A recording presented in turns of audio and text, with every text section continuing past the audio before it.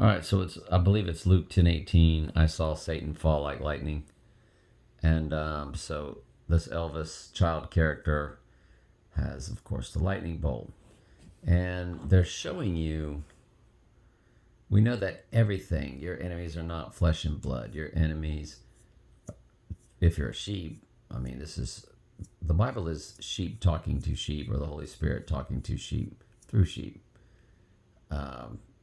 So when it says your enemies are not flesh and blood, it's telling the sheep your enemies are not flesh and blood, but it's the spirit behind or that moves your enemy. In other words, the goat world is your enemy.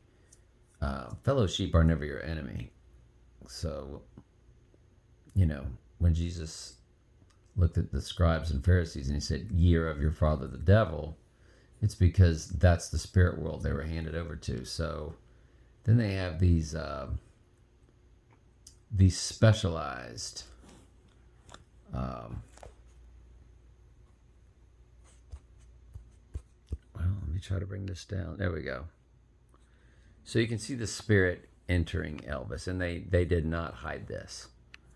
They did not hide this one bit. And I remember, I don't know if it was they sold their souls for rock and roll or whether it was Hell's Bells. I think it was they sold their souls for rock and roll. I think you can still YouTube that, and then search Elvis Presley. But the people that had worked with Elvis said that he was definitely like channeling the spirit world and so forth. So, and you can see in the movie, they do not hide the fact that this was his coming of age type situation, was the spirit world. Now, I think it goes way deeper than that. I think they're just showing you this out of, to give you maybe 10%, 15% of the truth.